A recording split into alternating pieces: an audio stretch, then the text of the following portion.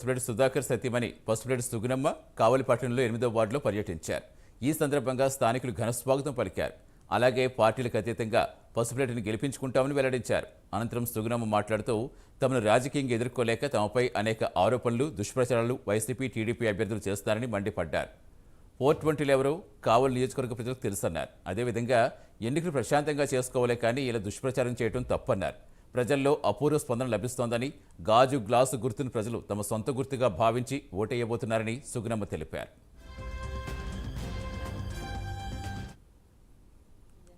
ఇంకా మనకి తక్కువ రోజులు 10 డేసే ఉంది కాబట్టి చాలా అన్నీ కవర్ చేయాలని స్పీడ్గా చేస్తున్నాము.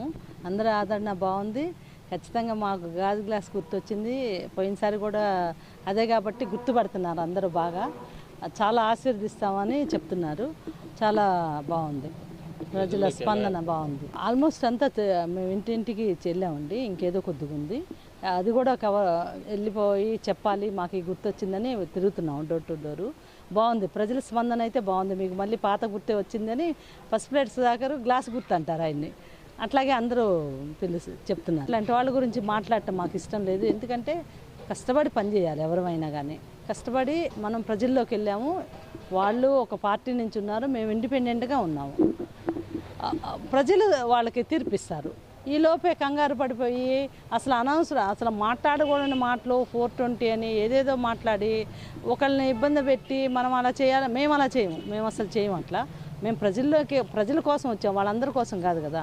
మేము ప్రజల కోసం వచ్చాం, ప్రజల కోసం చేస్తాం. మేము ఎవరు అనేది భగవంతుడు చూస్తున్నాడు. మేము 420నా మా ప్రజలు, మన కావలి ప్రజలందరికీ మేమేంటో అనేది తెలుసు.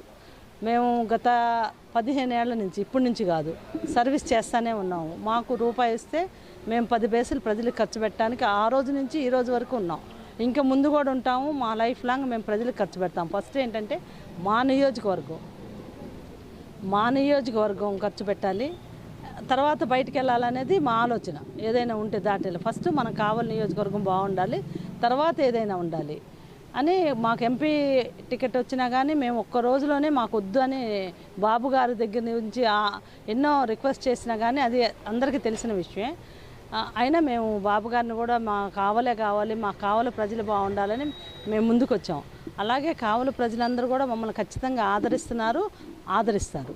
మనమైతే బాబు గారి కోసం రాజమండ్రి వెళ్ళాము. ఆయన పెద్ద జైల్లో పెట్టారని మేము ఆ 53 రోజులు 54 రోజులు మేము చాలా ధర్నాలు చేశాము.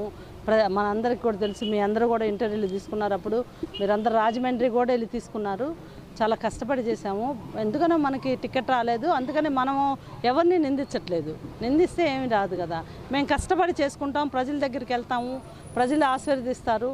మనం చేసే పనులు చెప్తాము, మనం ఎలా అభివృద్ధి చెప్తామని దాని మీద ఉండాలి. కానీ వాళ్ళు 420 వీళ్ళు 120 ఏదేదో చెప్పుకొని చేతగాని మాటలు మాట్లాడటం మాకు చేత కాదు. అసలు అవన్నీ చేతగాని మాటలు. ప్రజాక్షేత్రంలోకి వెళ్ళినాక ఇప్పుడు బాబు గారి మీద ఉంది, మన జగన్మోహన్ రెడ్డి గారి మీద ఉంది. ప్రధానమంత్రి సంవత్సరం రోజులు జైల్లో ఉండొచ్చారు. వాళ్ళందరూ అట్లా అవుతారా? అంత అవగాహన లేకుండా మాట్లాడటం కరెక్ట్ కాదు కదా. ఎదుటి వాళ్ళ మీద బురద జల్లేసి దాని మీద ఆ బురద మీద మనం పైకి రావాలంటే బురద దిగిపోతాం, పైకి వెళ్ళం ఎప్పుడు కూడా. మనం ప్రజల్లోకి వెళ్ళి బలంగా ప్రజలకు ఏం చేయగలుగుతాం, మనం అసలు ఎలా ఉంది అలా చూడగలగాలి. కానీ ఇవన్నీ అనవసరమైన మాటలు. అట్లాంటి వాళ్ళ గురించి మా టైం కూడా వేస్ట్ చేసుకోండి. ప్రజలకి రోజు నేను అదే చెప్తున్నాను. నేను ప్రజల్లోకి వచ్చినప్పుడల్లా అదే చెప్తున్నాను. మీరు మంచిని చూడండి, నిజాన్ని నమ్మండి, నిజానికి సపోర్ట్గా ఉండండి, మంచికి సపోర్ట్ చేయండి. మన కావలి అభివృద్ధి కోసం అందరం ఎంతో కృషి చేసుకొని మనం కావలి అభివృద్ధి హైదరాబాద్ లాగా మన కావలి చూడాలనేది మా కోరిక. మీరందరూ కూడా సపోర్ట్ చేస్తారని మేము ఆశిస్తున్నాము. అందరికీ